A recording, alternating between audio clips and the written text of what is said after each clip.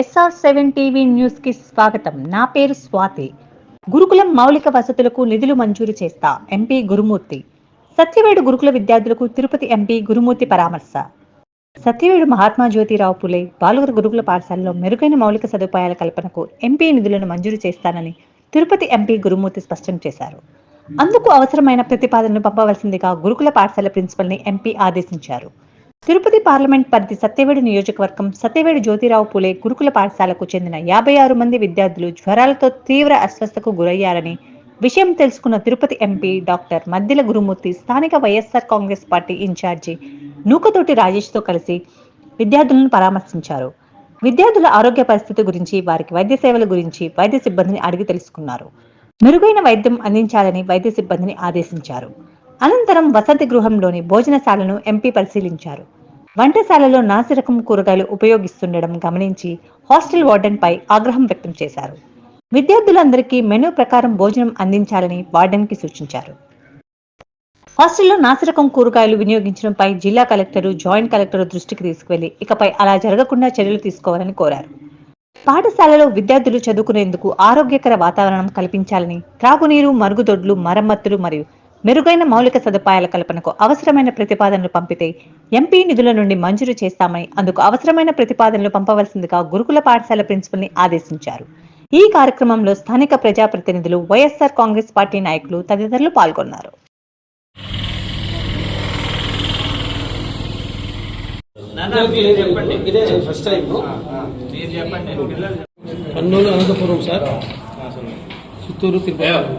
భోజనం బాగుండదా? Rice food లో ఏమన్నా ఇబ్బందా? దీంట్లో ఏం లే, ఉంటే ఏదైనా ఉంటే మార్చుకుంటారనమాట. సార్ వచ్చుంటారు, ఎంపీ గారు ఢిల్లీలో కూడా మాట్లాడగలుగుతారు పార్లమెంట్ లో సమస్యని.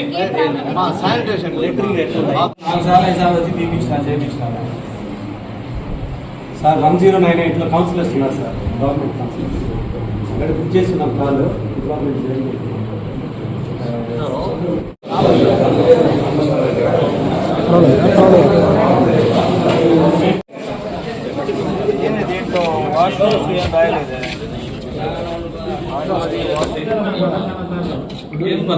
క్వాలిటీ కూరగాయలు ఎన్ని కూరగాయలు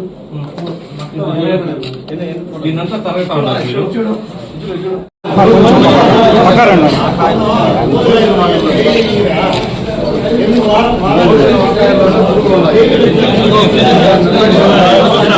మొదలు పెట్టి అయ్యే ఫుడ్ పెడుతున్నారు. ఈరోజు ఎస్ఎఫ్ఐ వాళ్ళు స్టూడెంట్ యూనియన్లు కానీ అందరూ కూడా వచ్చి చూస్తే చాలా దారుణంగా.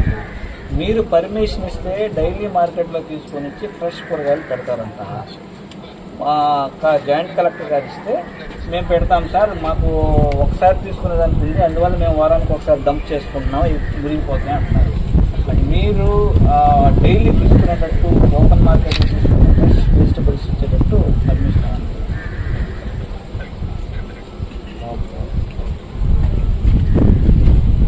పోయడానికి లేట్ అవుతుంది, అందుకని క్వార్టర్స్ స్కూల్ అని మొన్న కూడా బుధవారం లేడీ టీచర్ చేసినారు సార్, కేర్ టేకర్ మేడం ఏం చేయలేకపోయింది సార్, టీవీ మాత్రం పెట్టించింది సార్. అదే టీచర్స్ అందరూ ఉంటే వచ్చేసి బండ్లు అన్నట్టు వెహికల్ ఏం లేదు సార్, సత్యాడికి పోవాలన్నా కూడా.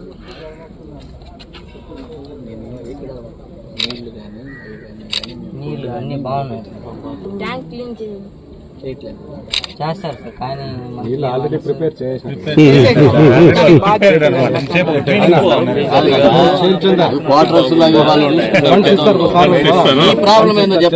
మీ ప్రాబ్లం చెప్పినానా?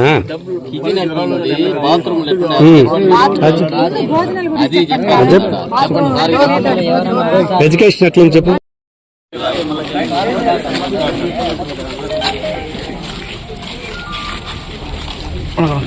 அப்படின்னா பண்ணுவாங்க.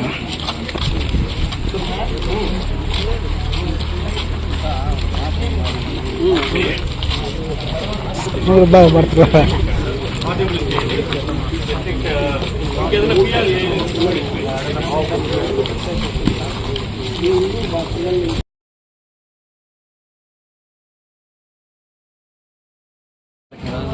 విజిట్ చేయడం జరిగింది. నేను అలాగే వైఎస్ఆర్ కాంగ్రెస్ పార్టీ సత్యవేడు నియోజకవర్గ సమన్వయకర్త, మా ఎంపీపీలు, మా ఎంపీటీసీలు, మా వైఎస్ఆర్ కాంగ్రెస్ పార్టీ నాయకులు, సర్పంచ్లు అందరూ కూడా, ఎంపీటీసీలు అందరూ కూడా ఈరోజు అటెండ్ కావడం జరిగింది. ఈడ విష జ్వరాలతో ఎక్కువ మంది పిల్లలు సఫర్ అవుతూ హాస్పిటల్లో కొంతమంది అడ్మిట్ అయ్యి, కొంతమంది స్కూల్లో కూడా ఐసోలేట్ అయ్యి ఉన్నారు. ఇక్కడ సరైనటువంటి వసతులు లేక ఆల్రెడీ నాసిరకమైనటువంటి ఫుడ్ పెడుతున్నారు. ఈరోజు కిచెన్ని ఇన్స్పెక్ట్ చేస్తే తెలిసిన విషయం. అలాగే బాత్రూమ్స్ కానీ, అలాగే డ్రింకింగ్ వాటర్ ఫెసిలిటీ కానీ అంత సంతృప్తికరంగా లేదు. సో అవి ఇంప్రూవ్ చేయాల్సినటువంటి అవసరం ఎంతైనా ఉంది. అందుకే తక్షణం ఎంపీ లాట్స్ నుంచి నిధుల్ని శాంక్షన్ చేసి ఆ వాష్రూమ్స్ కానివ్వండి, అలాగే వాటర్ ఫెసిలిటీ కానివ్వండి, అలాగే ఆర్ఓ సిస్టమ్ ఏదైనా రిపేర్స్ ఉన్నా కూడా అన్నీ చేయించి సెటిల్మెంట్ చేయించాలని అధికారులకు చెప్పాను, ప్రపోజల్స్ ఇమ్మని. అలాగే ఫుడ్ వారానికి ఒకసారి తీసుకొచ్చి కూరగాయలు తీసుకొచ్చి డంప్ చేయడం వల్ల కుళ్ళిపోతూ అయ్యే కూరగాయలని స్టూడెంట్స్ పెట్టడం వల్ల సమస్యలు తలెత్తుతున్నాయి. అది కాకుండా జాయింట్ కలెక్టర్ గారి దృష్టి కూడా చెప్పడం జరిగింది. డైలీ బేసిస్ కింద తీసుకుంటే వాళ్ళకి ఫ్రెష్ వెజిటబుల్స్ దొరికి నాణ్యమైన సమతుల ఆహారం పెట్టే విధంగా చూడాలని అధికారులను కూడా